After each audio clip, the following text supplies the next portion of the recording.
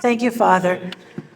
It's what a blessing it is to be here. You know, St. Catherine's, actually, I have been to this parish twice before. Once I was a speaker here at the parish, but a very long time ago. I don't even know. Sometime in the early 80s when Father John Angelus was the priest, and I knew him because he was our Prois Dominus in Sacramento. And so he invited me to come and talk and do some retreat that was happening here. And then later he invited us, we saw him again as we were passing through when we were driving to the East Coast when we were moving from San Diego to Boston, Massachusetts. And at that time, there's something that his little granddaughter, Stephanie, she was very tiny, she was 3 or 4 at the time. She said something, I don't know if this is really so well known in your parish, but it was very cute, and we never forgot it because Presbytera Anna told us about it. So Bishop Anthony was visiting, then bishop, before he was a metropolitan, he was visiting this parish. And Stephanie Angelus was like this little toddler, and she was very, impressed by the sight of the bishop.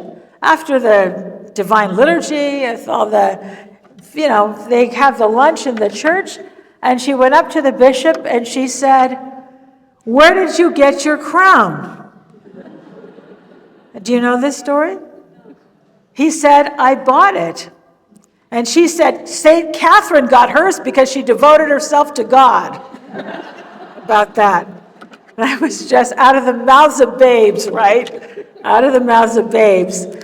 Well, it's great to be here with you, and it's just a marvel to come here knowing that little tiny structure you had, the little simple church, to see what it's become. It's wonderful. So I'm so happy to be here.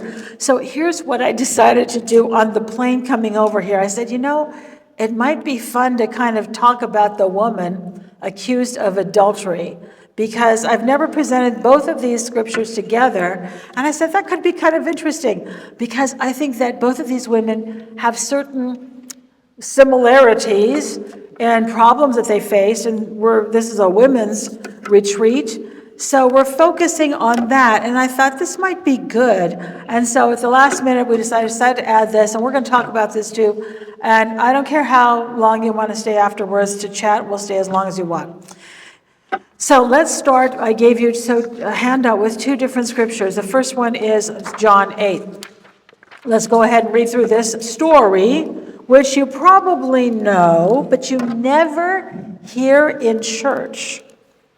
But Jesus went to the Mount of Olives. Early in the morning, he came again to the temple. All the people came to him, and he sat down and taught them. The scribes and the Pharisees brought a woman who had been caught in adultery. And placing her in the midst, they said to him, "Teacher, this woman has been caught in the act of adultery. Now in the law,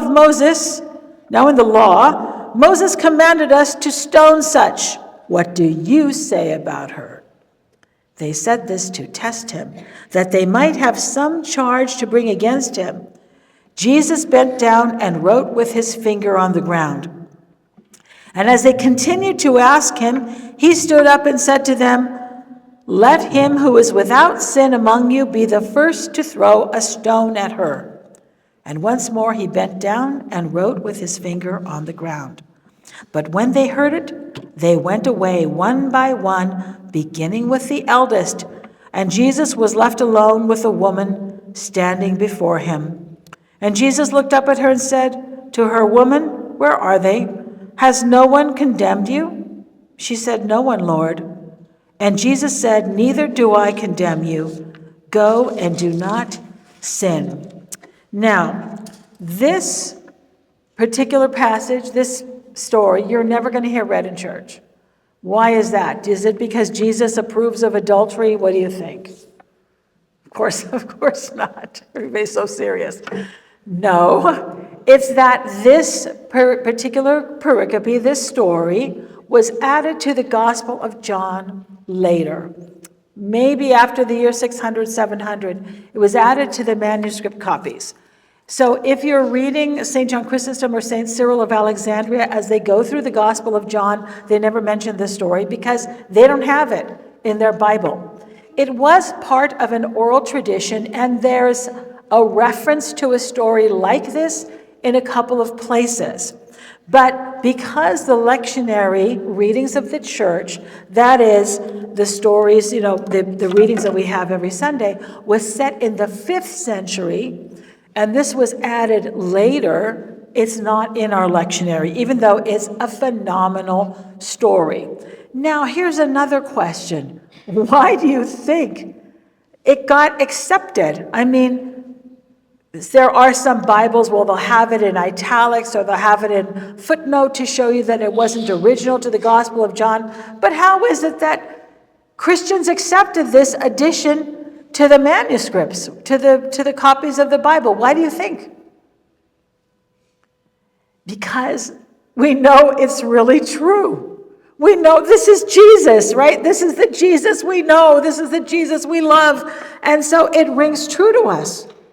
So it was left there as though some particular copyist once upon a time said, this is such a good story and it's not in the Gospels and I want to preserve it. And he did. Because if that person hadn't inserted it into the Gospel of John, we wouldn't know it today. You see, so the fact is it speaks to the consciousness of the church to know its Lord. Okay? So we know who Jesus is. We know the Lord. So the Christians, we know the Lord and how he behaves. So let's go ahead and talk a little bit about this woman and her situation. Okay, so Jesus is in the temple teaching. Everybody's listening to him, sitting down, listening. Scribes and the Pharisees bring this woman to him, as they said, caught in the act of adultery and placing her in the midst. So she's surrounded. Now let's go back and just talk about adultery. When we think about adultery, we think it applies to everybody who's married, but it didn't for the Jews. For the Jews, adultery always involved a married woman. But a married man could have relations with another woman, and that was not considered adultery, believe it or not.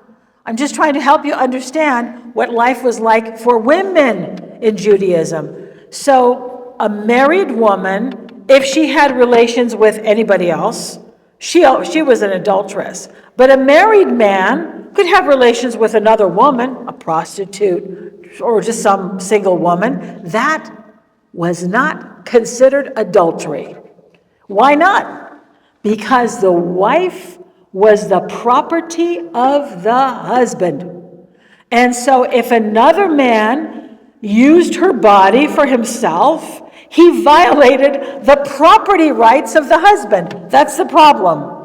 Nothing like what we think about, well, adultery is a sin, a marital relationship. Oh, that's lovely, you're a Christian. Okay, but that's not what it meant back then. So this is what we have here. We have a woman now in this situation, and I'm certainly not defending adultery or anything like this, but here's the question. She is brought before Jesus. Where's the man? Where's the man? Because you don't commit adultery by yourself. She gets caught. And by the way, in order to bring a case for adultery, you had to have, or any case, 2 witnesses. Where are the witnesses? Are there any witnesses? Well, they said she's been caught in the act of adultery.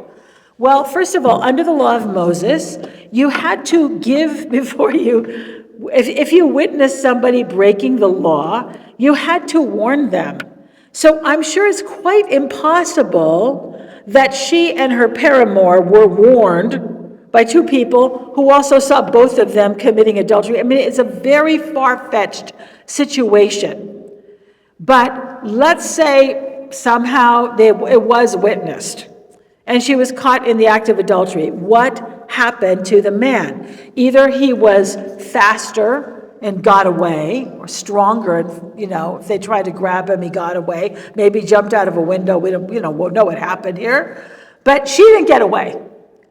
The other potential is because the adultery was the violation of the husband's rights to exclusive access to his wife, he might have paid off the husband and said, what are the damages here? Because that's what it is, okay? And so he pays the husband, and he doesn't get prosecuted, just goes on his merry ways, a little bit poorer, but he's alive. She, on the other hand, is facing an execution by stoning. So can you see the disparity here? So what else do we know? Why is it that she is brought here? And if the husband was not happy with her, why hadn't he just divorced her? Because only men have the right to divorce a wife. He could be terrible to her, he could be beating her, he could be abusing her. A wife had no right, and still doesn't in Orthodox Judaism, to get a divorce. It's solely left in the discretion of the husband. So, why, if he thought she was not faithful, or she was no good, or he was unhappy with her, we don't really know, why didn't he just divorce her? Because if he divorced her, he would have to give back her dowry. Okay? So just think about this. She comes to the marriage with a dowry, and the dowry was under the control of a husband. He could invest it, he could use it, but if they divorced, he had to give it back. And that was her only security. That was the dowry. So some people theorize, I think it may very well be true, that he might have tried to set her up with the accusation of adultery so that she would be executed, so that he didn't have to pay back the dowry. Either he's a greedy guy, or maybe he lost it. Maybe he invested it and lost it. But this is definitely not an equitable situation for her, okay? And so what happens? It tells us here that they brought her here. You can imagine she's dragged here, asking Jesus for a legal opinion about what should happen to her. And they put her in the midst. So she's surrounded. And she's alone. She's surrounded by these very hostile, people who want to make an example of her, no question. And of course, the thing is, she really, do they really have a case here? I don't know. But they don't care. They don't really care about her, because it tells us here, they said this to test him, that they might have some charge to bring against him. She's like collateral damage. If she's innocent, they don't really care. What they want is to get Jesus. So they're going to do that, whether or not it's fair, whether or not she was really guilty of anything, even though they haven't arrested the paramour, whatever it is. She doesn't really matter. They're willing to put her life on the line and maybe lose her life so that they can get to Jesus. This is very similar to the is it lawful to pay tribute to Caesar question, okay? They're trying to trap him. And in the past, when they complained about the Lord, they complained about him healing on the Sabbath, things like this. There was some poor bent-over lady who couldn't straighten up, that's in the Gospel of Luke, or there's some poor paralytic who's been healed, or some demoniac who's been delivered from his possession. These are very pitiful features, people who are in need, and Jesus heals them. So even though the sticklers for the law of Moses were right, perhaps, that Jesus shouldn't have healed them on the Sabbath, nonetheless, people felt sympathy, and Jesus said, listen, how can you criticize me for making this person whole on the Sabbath? How can there be anything wrong with this? And it was kind of hard to make an argument against that. But here, we don't have some poor cripple for 38 years. We don't have a man born blind. We don't have any sympathetic person that Jesus is healing, you see? So now they bring what they would consider the worst person, because nobody's going to support an adulteress, right? And they bring her before him, stick her in the middle of this mob. And there she is standing alone. And they said, she was caught in the act of adultery. What do you have to say about this? Moses said, we're supposed to stone her. And just like the case with the coin, whether or not it was lawful to offer tribute to Caesar, they feel like he's trapped. If he says, don't stone her, it's like he's approving of adultery. If he says stone her, well, first of all, that's not the Jesus everybody knows. People knew that Jesus was merciful, and of course, it's against the law, right? You're not supposed to stone somebody. The Romans were in charge of capital punishment. So they figured, we got him now. We're going to use this woman. We're going to milk this situation. We're going to make sure that he gets, that she gets whatever she's due, and that we've caught him. Either way, we're happy. We've caught him, until, of course, he sits down to write in the dirt with his finger. Okay, he bent down. It's a very interesting little detail. First of all, the word finger is a very uncommon word in the Bible. There's lots of references to God's arm, but not too much to his finger. And a lot of people think that this might be an allusion to the Ten Commandments when the Lord wrote them on the stone tablets with his finger, the finger of the Lord. We don't really know, because it's the most enigmatic part of the story. Why did Jesus write with his finger, and what was he writing, if anything at all? Now, there's lots of theories about this. Some say he was writing verses from the Bible.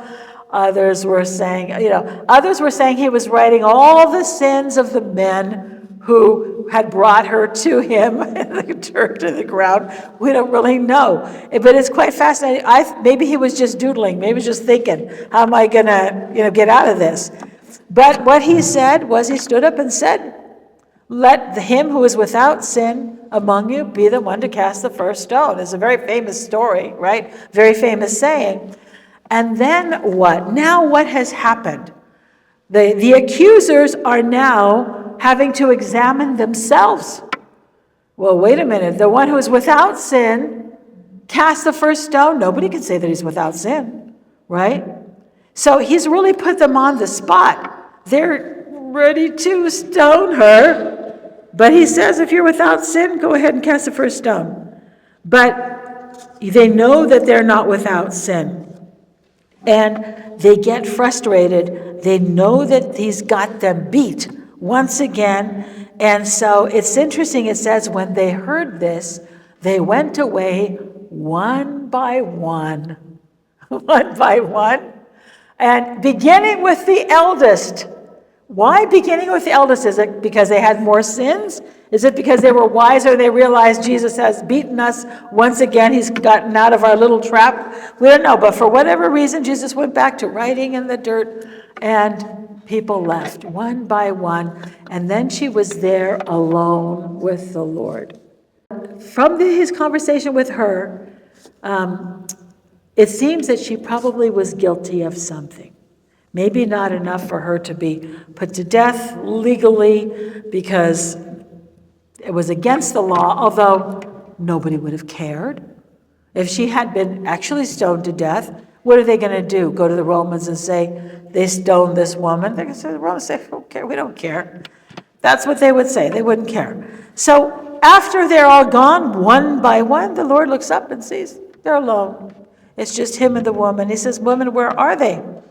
Has no one condemned you? She said, no one, Lord.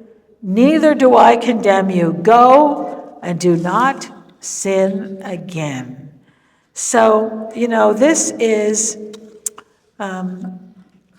a very interesting story, I think. And there's a certain commonality with the other story of a woman in real distress who finds mercy from the Lord. And in this story, we love it because this is the Jesus we know, the one who answers in a way that's unexpected, that turns the tables on the accusers, forces them to acknowledge their own sin, saves the woman's life, and gets out of the trap that they that they created for him.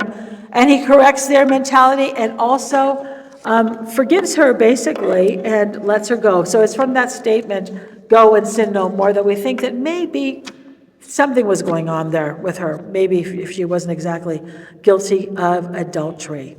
So that's that first story from John chapter 8. But this other story is a different portrayal of Jesus that we're not really comfortable with. And that's the second piece of paper about the Lord and the Canaanite woman. And this is one that we do hear read in church. So that's from this one. It's in both Matthew and Mark. We're going to read Matthew's version. And Jesus went away from there and withdrew to the district of Tyre and Sidon. And behold, a Canaanite woman from that region came out and cried, "Have mercy on me, O Lord, Son of David. My daughter is severely possessed by a demon." But he did not answer her a word. And his disciples came and begged him, saying, "Send her away, for she is crying after us." He answered, "I was sent only to the lost sheep of the house of Israel." But she came and knelt before him, saying, "Lord, help me." And he answered, "It is not fair to take the children's bread and throw it to the dogs." She said, "Yes, Lord, yet even the dogs eat the crumbs that fall from their master's table." Then Jesus answered her, "O woman, great is your faith. May it be done for you as you desire." And her daughter was healed instantly. So here we have a woman who's alone also, and she's facing either, if not necessarily a hostile group of men in the disciples and the Lord, but certainly not very sympathetic. They don't come off as very sympathetic. Have you ever felt like you were alone in your situation, that you were alone in your struggle, in your private pain, your private concerns, the burdens that you were facing? Or perhaps maybe there was a time in your life when other people tried to help us for a while, but they didn't really know what to do any longer, so they just kind of went away. You know, everybody has problems, there's no doubt about that. But no matter how big or little they are, they're big, they're important to us. So something might seem like especially as compared to other people's serious problems, maybe ours seem more minor, but nonetheless, they're important to us. And all of us have felt alone, like the woman accused of adultery, being surrounded by hostile people who actually literally would be happy to see her lose her life. All of us have been in real need, even the Lord. I think this is one of the most beautiful elements of the Lord's life, is that he knows how we feel. He predicted to his disciples that they would abandon him, and they did. And he said, "You'll all run away and leave me alone, but I am not alone, for the Father is with me." But he experienced loneliness and stress and the lack of human, compassion and consolation at the most difficult time of his life. So the Lord understands these things. But we have this story here in which he doesn't really seem to be very compassionate. And this story is one of those stories that makes us a little uncomfortable about the Lord. So we're going to talk about this. Why he behaved that way. Was it because she was a Gentile? Matthew calls her a Canaanite woman. Very interesting choice of words.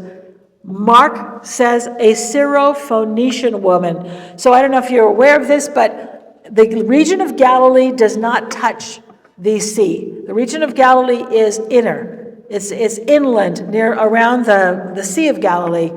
On that strip of land that bordered the sea, the Mediterranean Sea, that was the area of Phoenicia. So she was from this area, and the Lord was going toward, and actually probably entered this Gentile territory.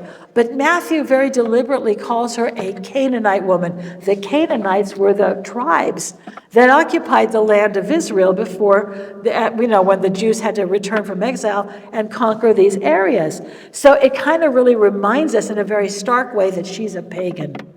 She's not among the children of Israel. So, of course, the story has a happy ending, but there's something very compelling. I think if we could get beyond the idea of the fact that Jesus seems cruel in this story, There's something very raw about the woman's emotions and her determination to get some help for her daughter, who is very sick. So let's start with the disciples. What are the disciples doing in this story? What's their role? We have mainly three groups of characters. We have the Lord, we have the woman, we have the disciples. So we'll start with the disciples. What are the disciples doing? What are they doing? She's saying what? They're whining, yeah, because she has a problem. She's following them. She wants help, and they're complaining. Lord, send her away, for she is crying after us. So they're walking along through Phoenicia, and she's behind them, just crying and asking for help, and they are ignoring her. Now, that's not something that they're used to doing, right, with the Lord.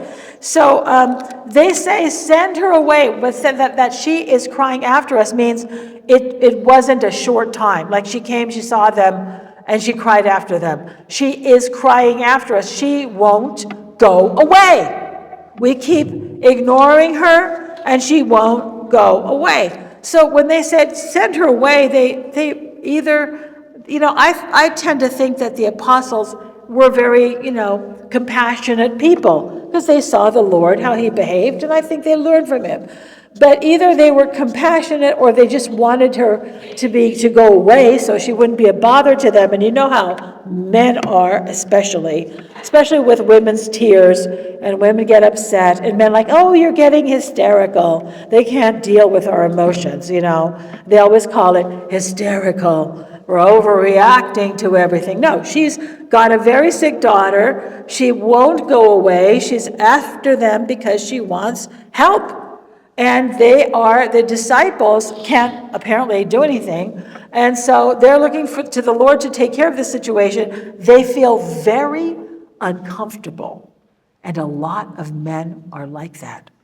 They don't know what to do with women and their emotions, right? So they kind of pat you on the head, try to get out of there as soon as possible.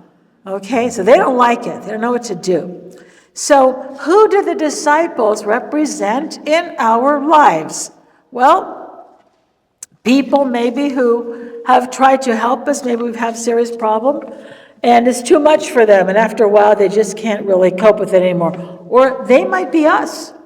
We might have friends or family members who have had problems or illnesses or addictions. I know we went through that, in my own family, in Father Costa's family, actually, somebody with an addiction, an alcohol addiction. It drains all the energy in the family. It just dominates the situation. After a while, you just get tired, okay? And so that was years ago, of course. But the thing is, after a while, there are people who just, they've had enough, and they just can't help you anymore. Either because they're too tired, or that you, or maybe it's you that just feel like you've done what you can and you can't do anything more. Maybe they were patient for a while, but now they just can't. What do they call that? Compassion fatigue. That happens. That's a real thing. So the disciples might represent people in your life who, have been sympathetic. You're going through something. Maybe you're getting a treatment for some illness, or maybe you're infertile and you want a baby. And they've tried to be supportive, but after a while, they just kind of they think that they're being helpful by saying, it's time to give up. Maybe you should just accept the fact that you're not going to get healed, or you're not going to have a baby. And these things happen. Do you see what I'm saying? So if you really don't know what to say, and it's okay if you don't, because very few people are experienced. Father's very experienced as a pastor. But if you don't know what to say, just give them a hug, and tell them you love them. That's much better than this kind of, let's make it go away. I don't want to deal with this person's issues anymore because it's just too much for me. Or I don't know what to say to her, so I'll tell her something. So what we can learn here from the disciples' actions is that we need to support people with their problems, their prayers, their petitions, And it's not for us to tell them, go away, which effectively we're doing if we're sort of like either we are telling them they should give up, because that happens. You have to face reality, that kind of a thing, because they know their own situation. Or maybe you kind of feel like you were praying for this person for a long time, they're not getting any better, so they kind of get dropped off your prayer list. Don't do that. Don't do that. Because, we are telling people they have to accept the will of God. We don't know what the will of God is. That's part of the lesson of the story. We don't know the will of God. There was a man who was, I heard the story once, maybe you heard it. He was paralyzed for 38 years by a pool. But suddenly the Lord came and said, do you want to be healed? He said, I have nobody to help me, put me in the water. He was left by himself. I imagine that initially when people went there, they were helpful and his family was with him, but now he's all alone. And so he had nobody to help him. And out of the blue, after 38 years, the Lord comes and heals him. So we simply cannot say. So the important thing for us is to remain faithful and let God do his work, and never feel like, this is not going to happen. It's difficult because we feel like, and I think especially because we're very impatient people in this culture. We are surrounded by instant everything, The computer has to load right away, and we want groceries delivered to our house like right away. Remember when, you probably have a parish, I'm sure you have a parish bookstore here. Remember when we used to have to send for a book catalog and read it, and then put a check in the mail and order the books, and then wait for them to come. I mean, life is very different for us today, and we tend to be very impatient, and we can't let that come into our prayer life, because the Lord is also watching us to see how persistent we are in our prayers. So we should not discourage other people. And by the way, St. John Chrysostom said that God would do more miracles, but we don't let him. So what does that mean? What does that mean? We won't let him, because he doesn't interfere.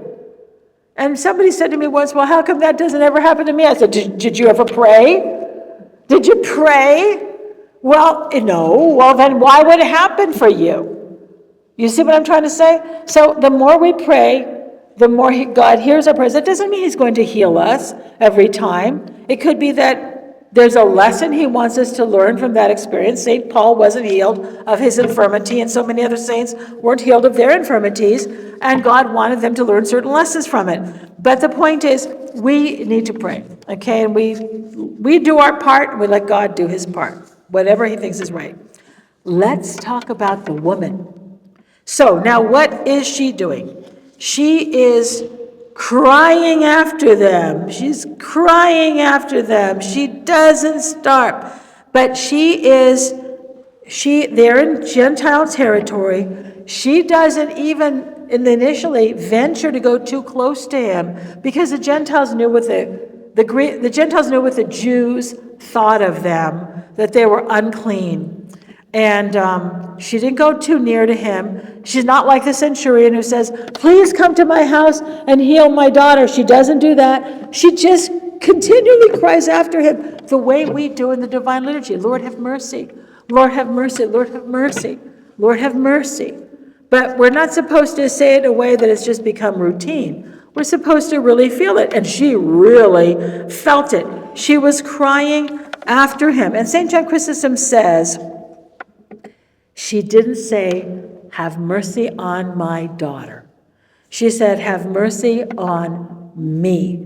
And why is this? It's not that she didn't care about her daughter. That's why she was there. She heard that Jesus had come. He was very famous in that region. And she says, have mercy on me, because St. John Chrysostom said the daughter, since she was possessed by a demon, didn't really have a sense of her own situation. The mother was suffering more than the daughter. That's what St. John Chrysostom said. The mother was suffering more than the daughter. And of course, as parents, we kind of know how often when something happens to our children, how much more anguish it is for us than it is for them. So she is asking, Lord, have mercy, and she will not stop.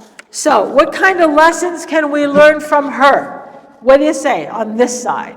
What lessons do we learn from the Canaanite woman? Go ahead.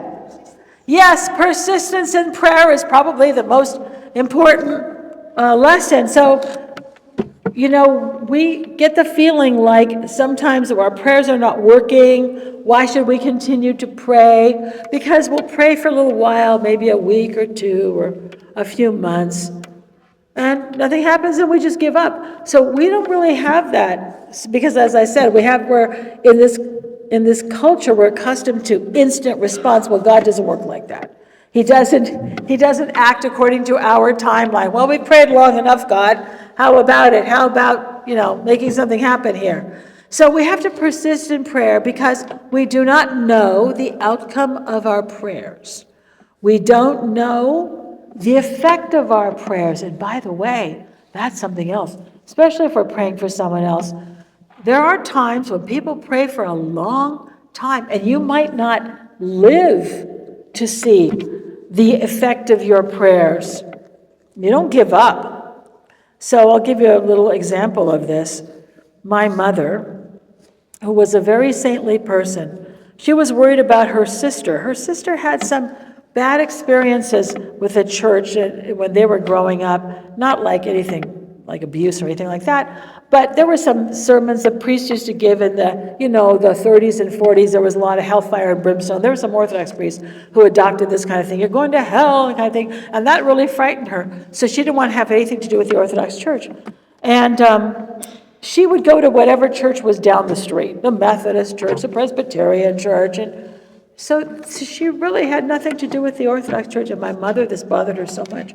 So my mother prayed and prayed and prayed for her sister, prayed and prayed. My mother died, her sister hadn't come back to the church.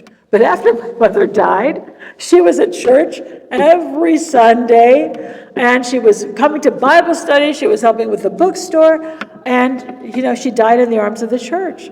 And I really believe that my mother's prayers had a lot to do with it, because I can't explain it. She was a registered nurse, so she did go to the camp at the Ionian village and had an experience with Saint Dionysius there that was very interesting. But she was already turning the corner. And so I think about that sometimes. We don't always know the effect of our prayers. We just have to have confidence that it matters, okay? So let's not give up, even when it seems like nothing's going to change, because we don't know. We don't know that. So there are other reasons why we have to persist. Sometimes there's a reason for us. He's delaying for a reason. He wants to see our persistence. We give up too easily. Well, it didn't work. I guess the prayers didn't work. So, there's a very famous story that is told in the life of Anthony, St. Anthony the Great.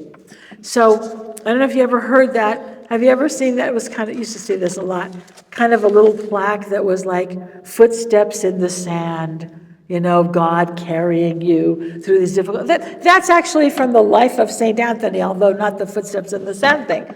But what happened was he had a very, very difficult bout with demons once. And for Anthony, if you've never read that, you have to read this. So they were physical. They were attacking him physically. And after getting beaten up by these demons, and he was praying, and finally he's left exhausted, and he says, "Where were you, Lord?" And, the Lord has basically carried him through it. "I was here." Okay? He said, "I was here, but I wanted to watch your struggle." So when we persist in prayer, in spite of the fact that it seems like our prayers aren't being answered, we learn a lot of spiritual lessons, and we show ourselves worthy of this struggle. And this is very important. So we also have to be careful that maybe our prayers aren't answered because of our pride. Why hasn't God answered me? Why hasn't he done this for me? we have to have the right attitude for the Lord to answer our prayers. Okay, so we mentioned persistence in prayer. What else do we learn from the woman? On this side. Starts with an H. Humility, absolutely. The Lord insults her, right? He ignores her. She doesn't get offended. Is it possible that there are times, because we've all done this, where somebody says something to us, and we go, I can't believe she said that to me. Or there are lots of times when somebody will say something, and they'll just leave in a huff. Okay, that's pride on display. She did not give up. Do you think that it was difficult for her to be ignored by him? Very difficult. And yet, because a lot of people put their own self-esteem above God. And this is why the grace of God is not present in them. So here she is, she's being insulted. First she's being ignored, and then he actually insults her, right? Because he says, it is not right, when the disciples say, Lord, send her away. Just come on already. How long do you have to put up with this? You can imagine the scene. It says, it is not right to give the food of the children to the dogs. That's why we feel a little uncomfortable with this story. And people try to sugarcoat it because they say, well, it's not dogs, it's puppies. Have you heard this? Okay? So you might hear a sermon about this. Because it's not exactly dogs, it's puppies. Oh, he's just talking about puppies and everybody knows. It's still an insult. Okay, maybe he made it a diminutive, but it's still an insult. He called her a dog. Well, what would have happened if she got in a huff? Well, I don't care who he is, he's not calling me a dog. Her daughter would not have been healed. So the first thing he does is that he insults her, right? And then what does she do? She doesn't respond with pride. She says, yes, Lord. She acknowledges she's not one of the children of Israel. Okay? And because not only does he not recognize her as a child of Israel, he says that she's not human. Do you understand? I mean, that's a really big insult.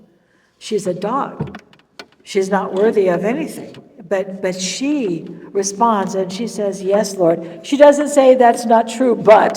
That's what we would do, right? We want to defend ourselves. Yes, but. Everything after the but doesn't count. So it says, she says, yes, Lord. But even here she says a but it was an acknowledgement with a yes, that even the dogs eat from the crumbs that fall from the children's table. So she's saying, maybe I could have something, just a crumb of something, but it's a crumb from Christ. That's enough. That's what we get in communion, right? All we get is a crumb, but that's enough. So that was quite a remarkable response on her part. So let's lastly talk about the Lord. What is he doing? Well, he's ignoring her for the first part of the story. And why is he ignoring her? What do you think? Why is he ignoring her? Excuse me?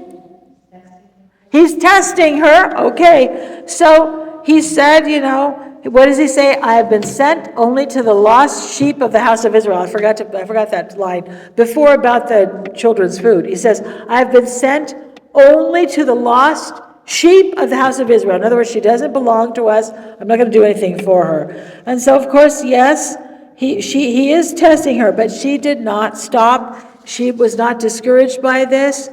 And when she hears when he's actually responding, she comes near and she falls down at his feet and says, Lord, help me. And this is when he makes a comment about the dog. So first he's saying, I'm only sent to the lost sheep of the house of Israel. So those other people are sheep, but now she's a dog.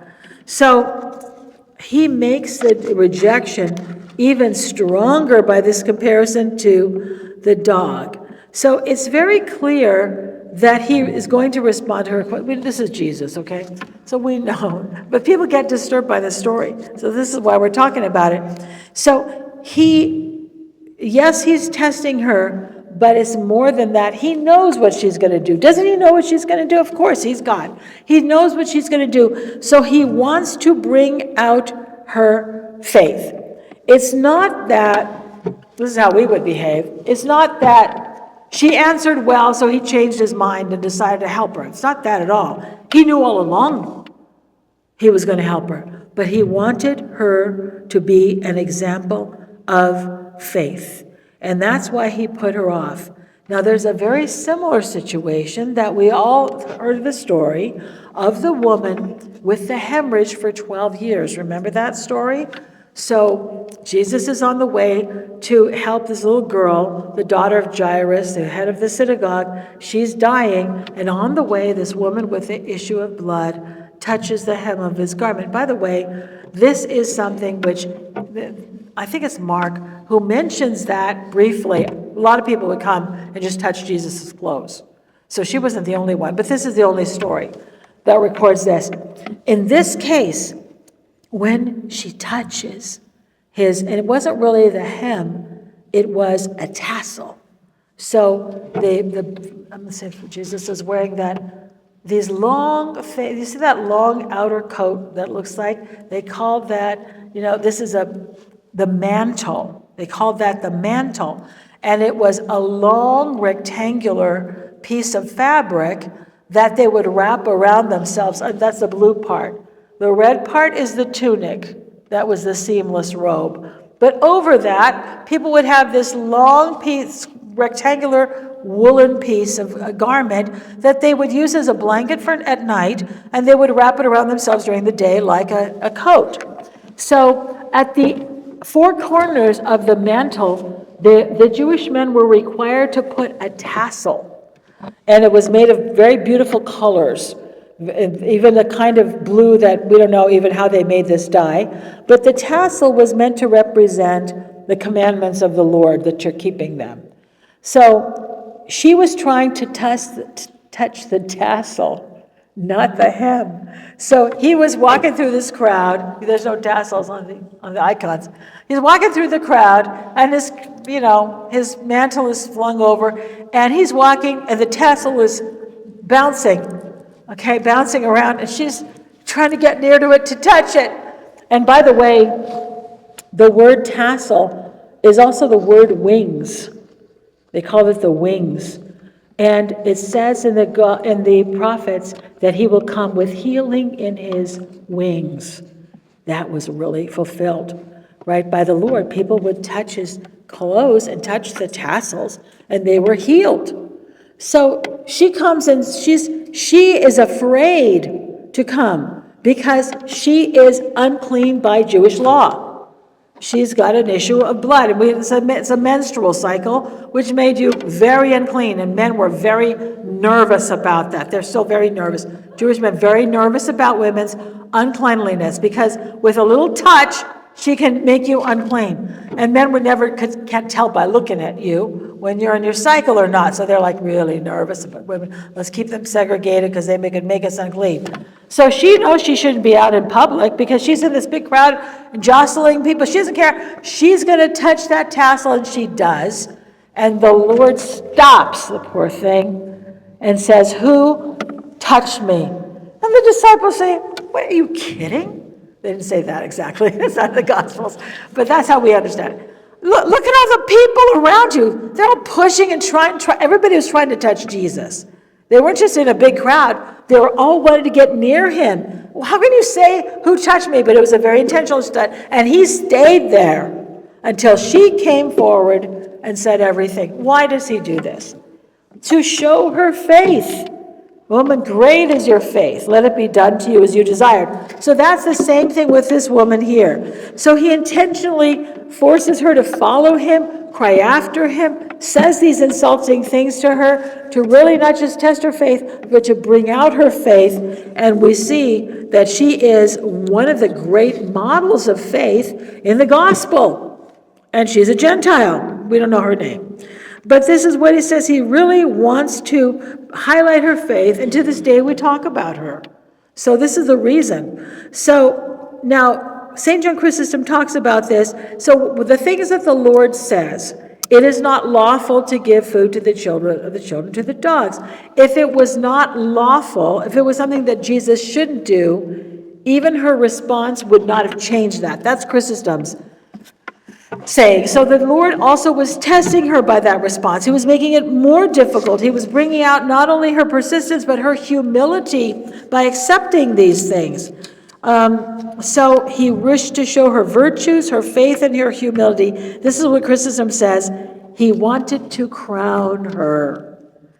And how did he crown her? When he said, "O woman, great is thy faith." So he wouldn't have said that unless he really drew that out of her. And so it's just a remarkable story. So the St. John Chrysostom said he wanted to crown her, that he might proclaim aloud this by saying he wanted to crown the woman. "Be it done to you even as you desired." He did not say this, "Let your little daughter be made whole, but great is your faith. Let it be as you wish," to teach those that the words were not used at random, nor were they flattering words, but great was the power of her faith. So what kind of lessons could we learn from this story? Let's just hear your thoughts. Besides, we could say persistence in prayer. The Lord wants us to persist. What else? What else do we learn? Jesus doesn't look good in this story, right? That's why people feel uncomfortable with it. He didn't care. What do you think the disciples were thinking? This isn't like Jesus, to ignore this person in need. He didn't care what others thought of him. And how often is it that we are reluctant to act or do something, or we're silent because of what we think people will think of us? What else? He acts at the right time. He uses discernment. There are many times when we should do something. We don't have to take a big vocal stance or something like this, but we can think about the proper response at the proper time, but we should be acting.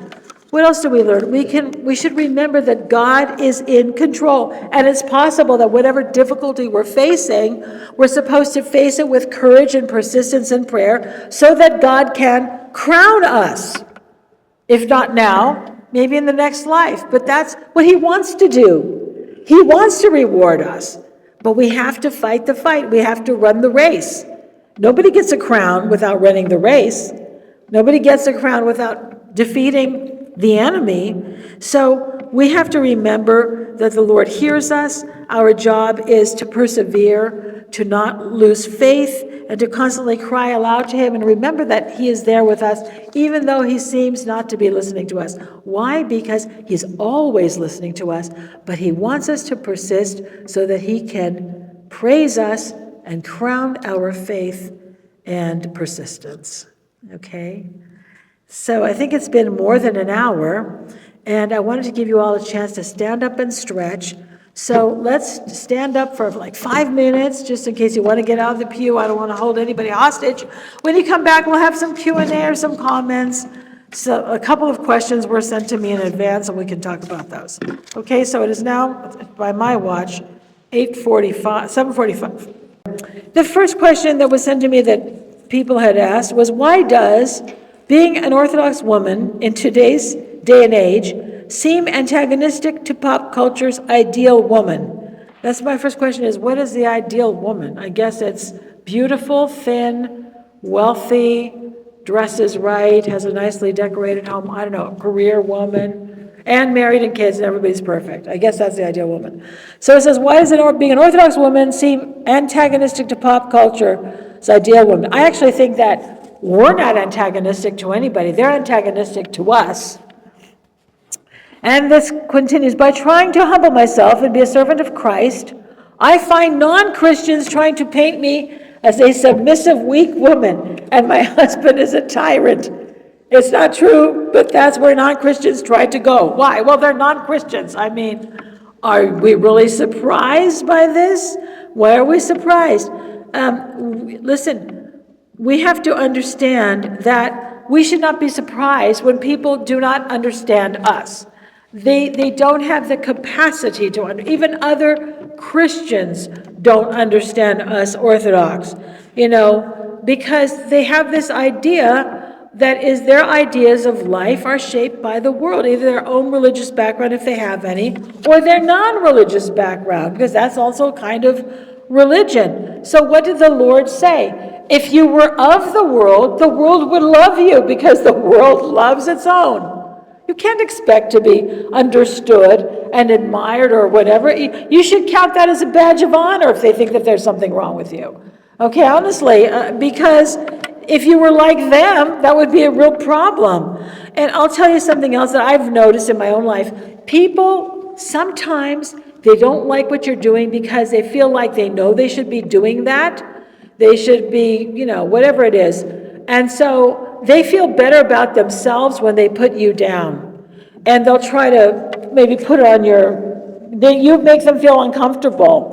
So they'll say you're being narrow-minded or you're acting holier than thou. Like if you're at a church function or if you're at a family function and it's Lent and somebody is serving meat. I don't know about your family, but we've seen this in our family and we don't eat it. They'll actually tell us, oh, we'll have shrimp for you. No, we're not coming.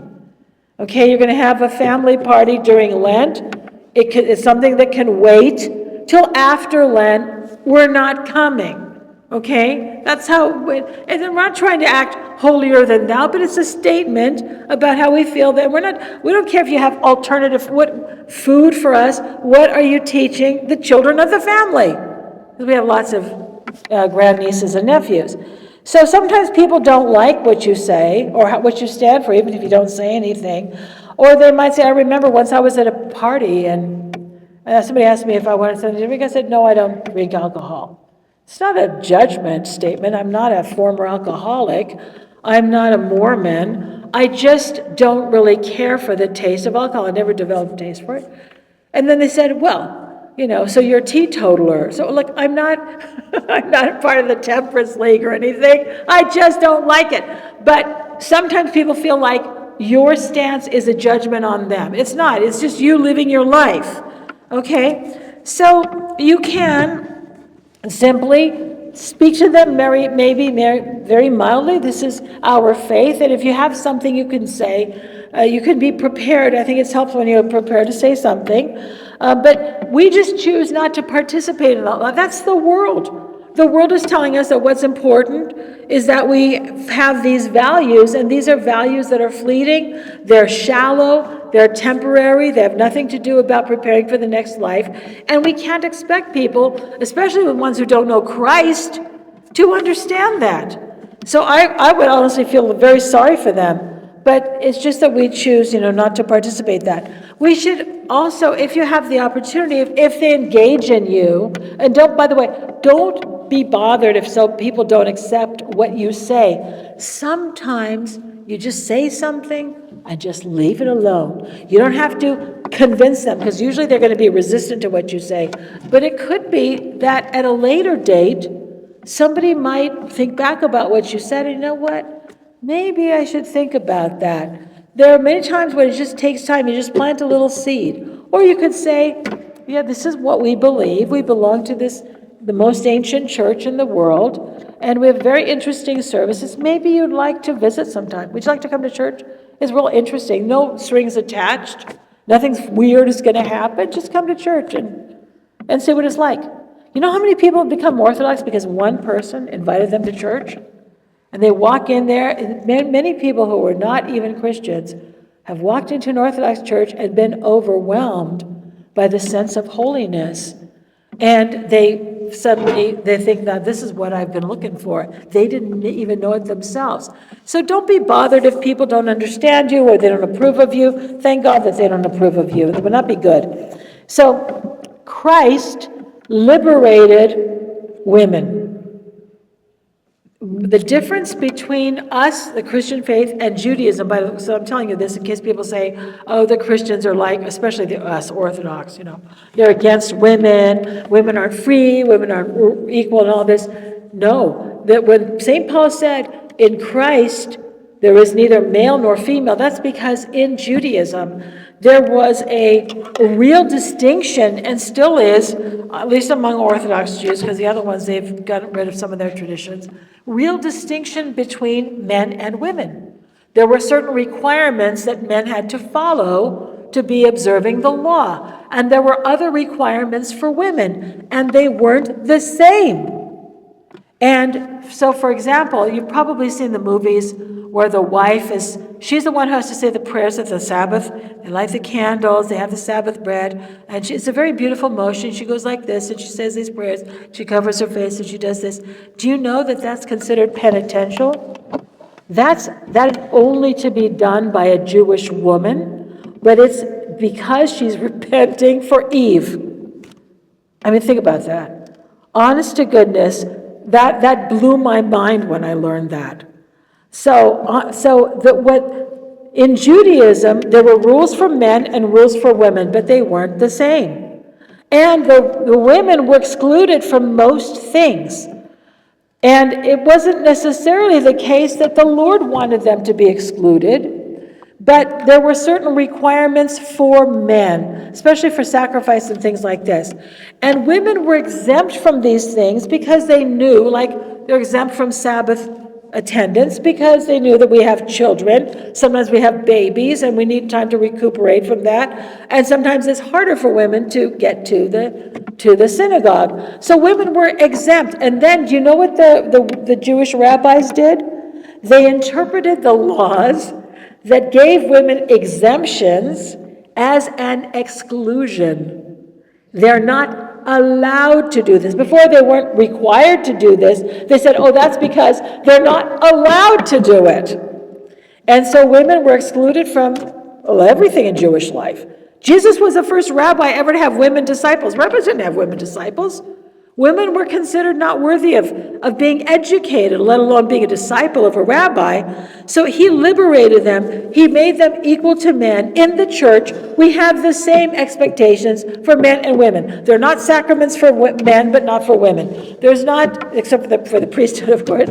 There's no spirituality just for men and a different spirituality for women. There's no rules of fasting just for women. There's no prayers just for men. Do you see what I'm trying to say? So this is our faith.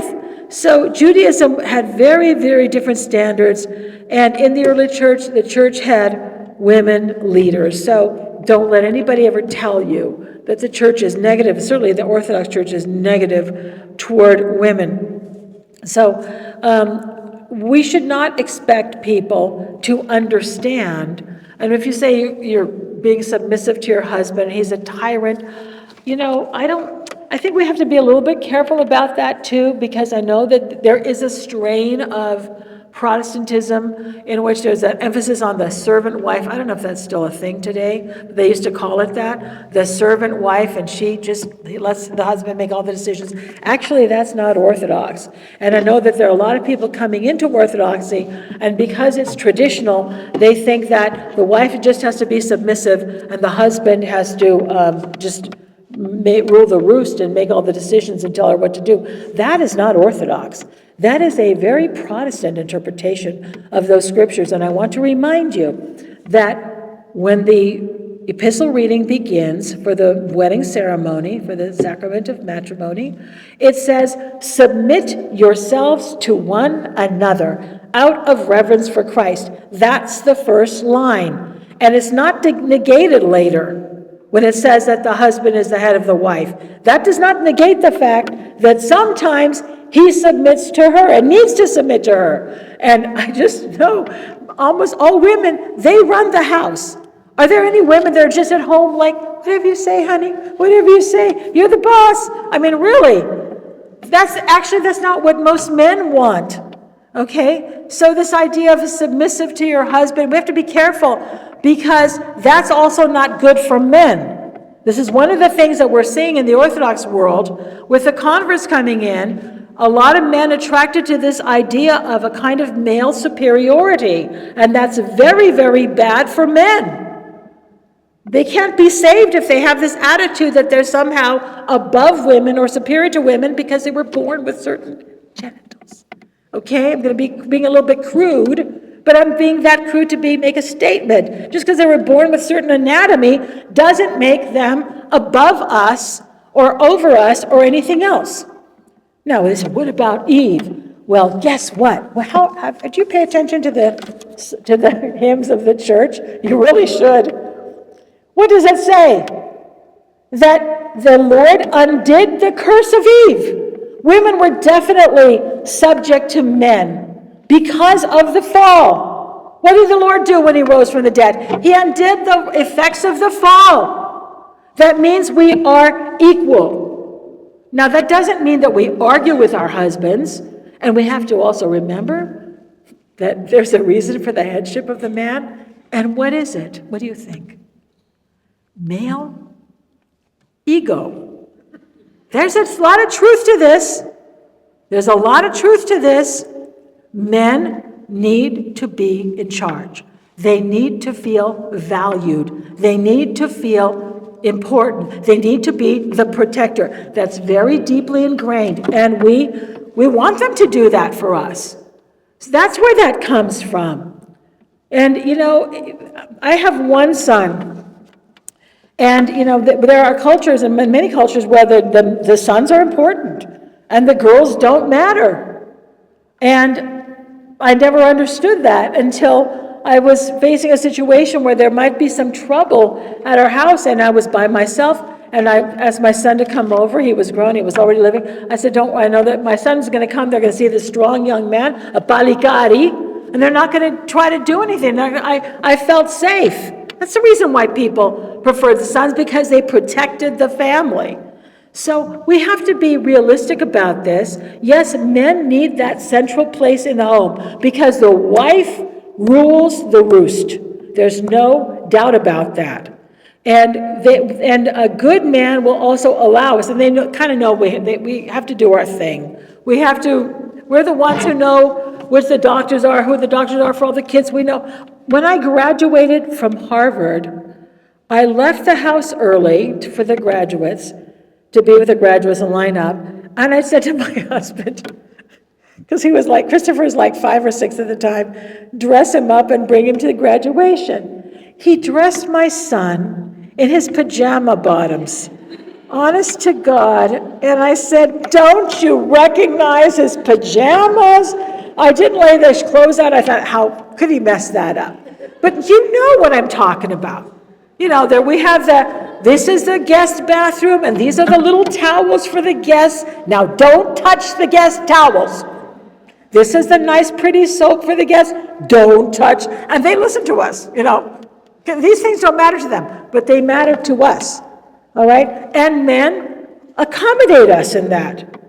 They're not, if we have to be careful for their salvation too, and not let them become so full of themselves that they lose their salvation because they believe they're supposed to dominate. That's not what the Christian marriage is about. It's not about domination. And so I get a little bit nervous about that. I have to be submissive to my husband. First of all, submit as often as possible, because they love that. But you have to be smart. Okay, yes, honey, whatever you say.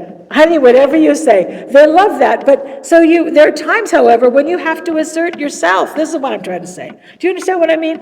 So they love it. I remember how important that was for my husband, especially when he was younger, that he showed his father that he was in charge of the house. It was very important to him. There's a certain amount of ego involved in this with men. So that's what I would say. I don't worry about that. I wouldn't worry about what other women, especially non-Christians, understand, but also caution you, maybe you shouldn't be sharing much of your life with these people who don't understand it, if they think your husband is a tyrant. And it doesn't matter if they think that, but you also want to be very careful that you don't present him in a bad light if they clearly don't seem to understand you. So I don't know who asked the question. If you're here, you don't have to identify yourself. But did I understand your question right? You don't have to raise your hand if you don't want to. Okay, all right. So the next question was, how can women pursue a career while waiting for marriage and maintain a disciplined, humble, and devout mind while striving for excellence in the business world? Okay, How can women pursuing a career while waiting for marriage maintain a disciplined, humbled, and devout mind while striving for excellence? I don't see how that has anything to do with why you're waiting for marriage. Whether you're married or you're single or not, we're all supposed to try to maintain a humble manner and devotion while we strive for excellence, whatever it is. So how do we do that? Well, there's a lot of things that we could do, I suppose. I mean, we keep our prayer life. We make sure that we prioritize the right things. We go to church. We maintain some order in our lives so that we can have the right kinds of priorities for our spiritual life. I don't think it has anything to do with whether you're single or married. I don't think so. Just make sure that you have your values. You kind of have to know where you stand about these things. And if you feel like you're being asked to compromise your values, then you don't do that. So you can maintain excellence in your business, absolutely, in your profession, in your schoolwork, and that has nothing to do with, that's not a conflict with your spiritual life. This is what I'm trying to say. If I misread that question, if I need to be corrected, or if there's a conflict, does anybody want to tell me how that's a conflict? So say, go ahead.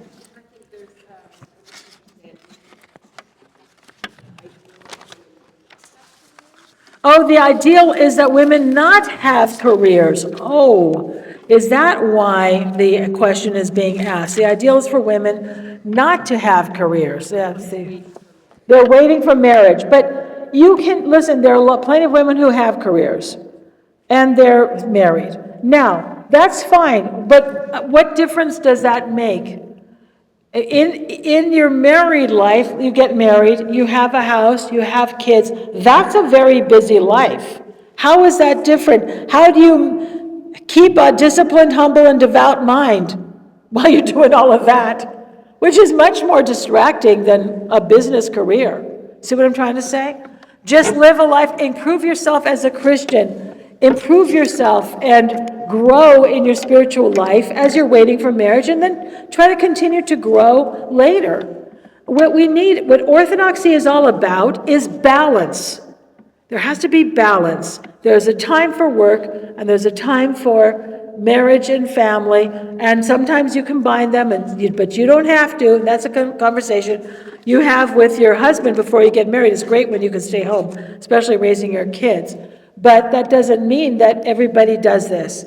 So I want to say that in the early church, there were women who were businesswomen, and they were Christians, like Lydia, the seller of purple. She didn't retire because she became a Christian, right? Okay, Phoebe goes and carries a letter from Corinth to Rome because she has business, and we don't exactly know what her business was, but she had business dealings in Rome. That's why somebody travels a long way. Okay, there were women physicians, and there were women shopkeepers, and now most women did not have careers, but they helped their husband. They were working. Priscilla was working along with Aquila. So, it's not necessarily a conflict. But I wouldn't put your life on hold while you're waiting to get married. You pray and you do the best you can in your job, within reason, within bounds. And in other words, you're not going to sacrifice a future for a career. That does happen sometimes. So maybe that was, like if you're an attorney, sometimes they give you a lot of work to do so that you don't have a life. That I wouldn't do. You have to have some balance. The job shouldn't own you. And if it's the case that you don't have time to meet anybody, so you're really minimizing your opportunities to meet a man, then you have to change jobs. I would say that. I don't know if that was the right answer. Yes, you had your hand up? Somebody have a hand up over here? I'll take off my glasses. Somebody want to share? Okay, people are afraid to say anything. That's my fault. I'm sorry. I apologize. Somebody, this is the last question. How do you engage in a parish where those coming to divine liturgy are in part Oriental Orthodox or Roman Catholic, often by marriage? Do you see any movement toward reconciliation? Okay, I don't understand the question. How do you engage in a parish when there are people coming to the liturgy, I guess where one spouse is Oriental Orthodox or Roman Catholics? I don't know what that means with engaging in a parish. I don't know. You love them and you treat them like everybody else with a lot of love. If I'm missing something, please, I don't want to, make you look foolish for asking the question. I'm not trying to do that. I'm trying to understand the question. I don't know what that means. Do I see any movement toward reconciliation? With the Oriental Orthodox, yes, but I think it will take a long time. Maybe not in our lifetimes, but they're definitely moving toward us. We're not moving toward them. They're moving toward us. Catholics, no way. No way. No. I don't care what anybody says. They're and this Pope seemed a little bit more traditional than Francis, but he's got a lot of the same ideas, and it will never happen because the Roman Catholic Church will never accept us unless we accept papal supremacy, and we're never going to accept that. So it's never going to happen. The Roman Catholic Church will never accept us unless we accept papal supremacy, and we will never accept that. And they don't understand it. They don't understand why. When we're talking about how non-Christians don't understand you as a Christian woman, and I'm telling you, the Catholics don't understand us because to them it's very obvious. Peter is the first pope. Everybody knows Peter's the first pope. Jesus made him the first pope. This is what it says. Okay, and then on top of that, to them it makes logical sense. They give you all these reasons why there should be one person in charge. And we say, but that's not how the early church was. And we don't care what your reasons are. And they don't understand that. So you can't overcome that hurdle. That is the last, it's really all about papal primacy. And it's so foreign to us to have one person in charge telling us what to do. So it's not going to happen. And they keep moving farther and farther away from us. We had so many things in common before, and now they're moving farther away from us. So we're going to be talking more about that tomorrow. But I want to give you an example. It has to do with the mentality. The difference between us and the Catholic Church is not that we have married priests and they don't. They have the Pope and we don't. It is the phronima. It's the mindset. It's the mentality that is different. It is their mentality that has led to all of the changes in the Roman Church. And we don't have that mentality. And that's why they're going to continue to change. And I don't know where they're going next. But I want to give you just one example. And before 1966, the rule in the Catholic Church was Catholics were not to be cremated. Okay, that was the rule. And that was the rule of the ancient church. 1930 years, that was the rule for all Christians. Christians were not to be cremated. Now, in 1966, the Catholic Church changed its mind. Why? Because that's what the culture is doing now. It became popular in the culture, so they began to allow it. And what do? They look for reasons why it is logical that this should be allowed. So they put out a statement and went around the papal documents that even if somebody is cremated, God could still resurrect them. I said, wow, you mean we had no idea before that was possible? But you see, they based their change on some logical reason. Now, they said that they could be cremated, but they couldn't have a funeral mass. A couple years later, they said, okay, we'll allow a funeral mass. But the remains in the urn could not be present. A few years later, they said, we'll allow a funeral mass, and the remains can be present. Okay, but they have to be buried in an appropriate place, like a cemetery or mausoleum. Now, we can't keep the remains at home. Another few years pass, and they say, you can be cremated, you can have a funeral mass, the urn can be present, and you can keep the ashes in your house. I want you to see that. Creep by creep by creep, because there's always some justification for it. That's the phronima of the West. We say, this is what the apostles taught us, this is what we believe, and we're not changing it. We don't care what your reasons are. Now I'm getting into tomorrow's lecture. That's the story of tomorrow. That's tomorrow. Okay, so I don't know if that has anything to do with this. Okay, that was about how to engage in parish. I don't think there's ever going to be any reconciliation between us and the Catholic Church because they're moving farther away from us. So Pope Francis issued a document, or not him, but one of the dicasteries, one of their, we could say, departments, that allowed priests to bless couples in irregular relationships. That's same-sex couples or divorced couples, and they're blessing same-sex unions. Okay? They're not getting closer to us. They're moving farther away from us. So I don't think it's going to happen. I don't like it. I think it's a tragedy. But we're never going to unite with a church that is not keeping apostolic tradition. Okay, those were the 3 questions. Other questions or comments? We have a few minutes left. I'm sorry, I don't want to be doing all the talking. Yes, go ahead. Oh, you have some. Go ahead. Yeah, okay, we could. Yeah, so you can ask the question, and everybody can hear your beautiful voice. What does it say? How to show our faith without showing our faith. How to show our faith without showing our faith. Really? You don't want to show your faith? Okay. This is kind of interesting because the Lord said things like, don't let your left hand know what your right hand is doing, and don't trumpet things. So I think what we do is this: live your life.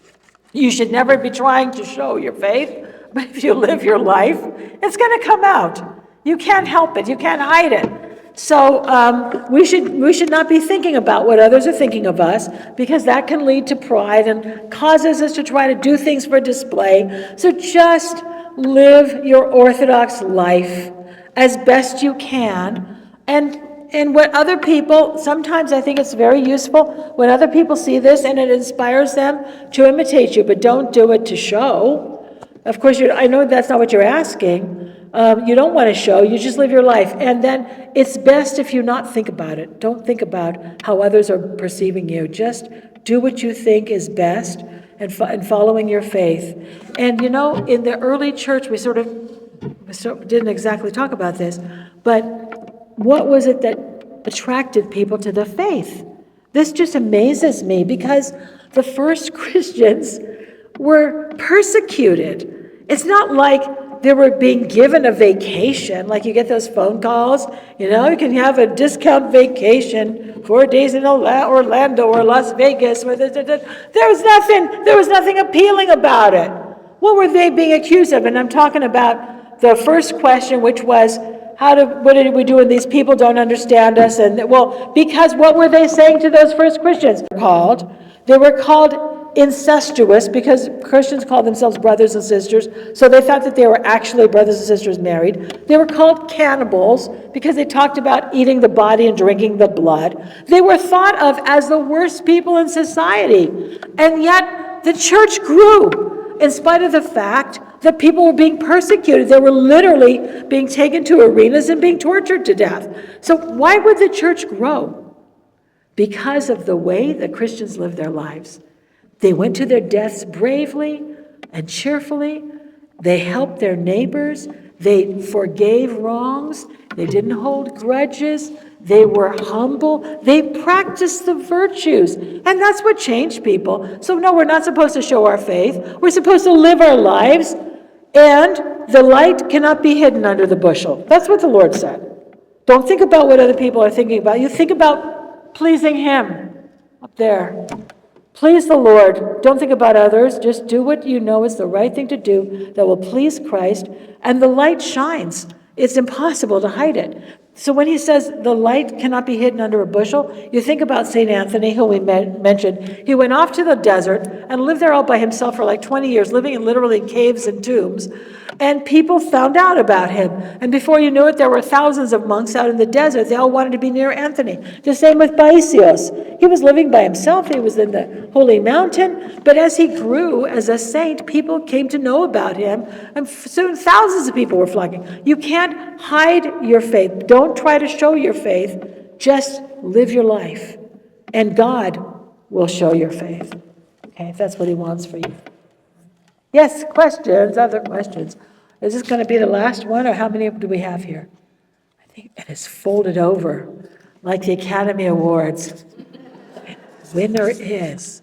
She'll put on her glasses for added, suspense. After all the changes and contradictions you just stated about Catholics, don't we do the same by allowing mixed marriage ceremonies, Orthodox and non-Orthodox? And how can two become one with two faiths? Aren't we manipulating the sacred mystery? Okay, well, I think there's a reason for that. I understand what you're saying. They have to get married in the Orthodox Church. The Catholics recognize our sacraments. We don't recognize theirs. What are we supposed to say to people? This is really a pastoral question. This has never been, even after the period of the schism, Catholics and Orthodox were getting married to each other. This is not a new thing, by the way. There were during the Byzantine Empire, after the Great Schism, before the fall of Constantinople, there were lots of Latin princesses that were being married to Byzantine princes and vice versa. And so this is not something new. So the contradictions between us and the Catholics have grown worse in modern times. That was my point. But prior to that, there were fewer, except for the papacy and for the filioque, a couple of big things. There were fewer. They lived a lot of the same kind of life that we live. At least they didn't meet on Fridays until the 1960s. They were fasting before communion from the night before, or at least from midnight before, and even that has been eroded. So what are we supposed to say now? You're not Christian, so you can't get married. I think it's a little harsh, but this is a pastoral accommodation. I think ideally, it's best if both partners are Orthodox. But we are a tiny minority here. And so we have enough people getting married to Jews, okay? And now there's other things, or atheists or whatever. So, as the point is that you can have a Christian marriage with another person who is a Christian who recognizes and honors Christ. I don't think it's ideal, but I don't think it's a sellout. I don't think we're harming the sacred mystery because they're still honoring Christ as the Lord. And let's remember that St. Paul said that no one can say Jesus Christ is Lord without the Holy Spirit. So we don't try to go behind those things and question them and say the bishops are wrong, the priests are wrong, we shouldn't be doing this. It's not ideal, but very often the non-Orthodox spouse becomes Orthodox. That happens a lot too. So we have to be very sensitive to these things. I'm saying some hard things about the Catholic Church. I'm not talking against Catholics. And I want us to be very careful about that because it's important that we make them welcome and we don't make them feel like, sometimes it happens, somebody might be talking I've heard about this, in a Sunday school class where the children are from a mixed marriage and they might say something negative about the Catholic Church and they might get offended or something like this. What we want to do is draw people to Christ. I don't believe in compromising the faith, but at the same time, we can't be rigid. We can't be so rigid that we actually drive people away from the church. So people are even considering whether or not we should allow marriage to non-Christians. I don't think that's going to happen. But it's a reality. And we need to also educate our young people when they're dating. We don't have big Orthodox singles groups. And even when we do, sometimes, there are a lot of Greek guys trying to hook up with Greek girls, and they're not necessarily looking to marry somebody because they're Orthodox. They just want another Greek. See what I mean? So a lot of that has to do with us and our failings. We could do much better in the parishes. So let's be very sensitive and careful about our Oriental Orthodox brothers and sisters and our Catholic brothers and sisters, and make sure that they feel welcome here, even though, because they can't receive the sacraments, I would find that very difficult. The fact that they come is something. The fact that the non-Orthodox or non-Eastern Orthodox spouse comes to church and supports that is very important. So when we make it difficult for them or judgmental or make them feel like they're not welcome, that family will leave. Is that what we want? See what I'm saying? So let's be very careful about that. I think we're done. I think we've gone past our time. I'm sorry to keep you here because there are refreshments awaiting us. So I thank you all very much for your attention. We can resume talking in the other room if you like. Okay.